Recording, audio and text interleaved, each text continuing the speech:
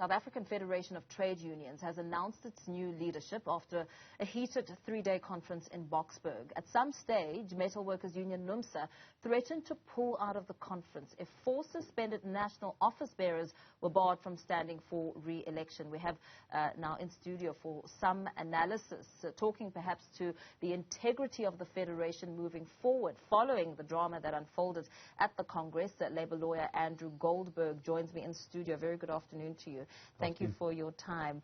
Zwelinzima Vavi has essentially, despite the drama, despite the theatrics of it, he's retained his position as General Secretary.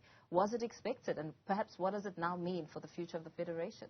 Well, it wasn't that expected because NUMSA actually holds 40% of the votes. And so it was quite unexpected that even though Vavi's got a great following, to win by the margin that he did, 387 votes to 300 votes. So it means that the union going forward, the SAFTU going forward is going to be a much more stronger force because they've got the same leadership in control.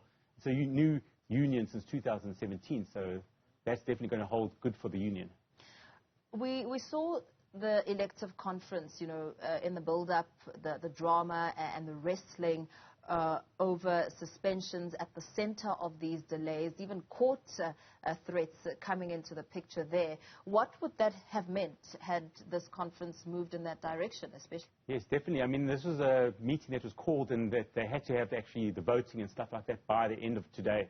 Today was the final day, and that if it didn't go ahead today, the voting yesterday, and then the outcome today, there would have been huge implications for the union, which needs to follow its policies. And if there wasn't actually to be any leadership, there would be, going forward, it would have been a divided. It's very good that they actually came together. And it's, you know, Vavi and Irvin Jim on the other side, the two factions, needed to really come together to sort out issues so that they could be a united force. And I think that Irvin Jim's actually, you know, now come to the party and said, well, let's move forward and let's be united SAFTU. And they did manage to get votes in and the like, even though that they lost the main position, which Vavi won. How important is this unity, especially looking at the numbers that we've seen in terms of less and less people being you know, interested in joining unions, and the trends that we've seen when it comes to the role of unions and the impact, because we've seen a drop in membership in the last 5 years. Definitely in the last 5 years, union membership has gone down, but they are in most of them rebuilding phase. There was COSATU and now SAFTU. SAFTU's in a rebuilding phase. It's only the second conference of SAFTU. And they've got a lot of unions that are behind them. There still are people joining the unions, but there is, as you say, a large drop, because I think that the unions have lost a lot of power from the average person in the street. Doesn't want to belong to a union because he sees that he can do his own matters. He doesn't need the union to stick behind him. It's mainly the mine workers and the metal workers and that sort of industries that need support of the unions. And what does this now speak to when it comes to the integrity of the Federation moving forward?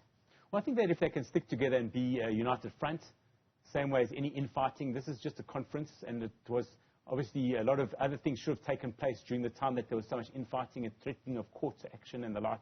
I think that it should have been much more democracy taking place. I mean, this is a kind of a democracy, but it's not looking after the workers' rights. Workers' rights should be paramount, and people need to look past these kind of infighting, infractions and stuff like that to be able to look after their constituency.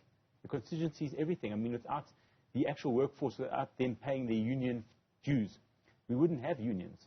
Yeah, absolutely. Thank you so much for weighing in on this discussion.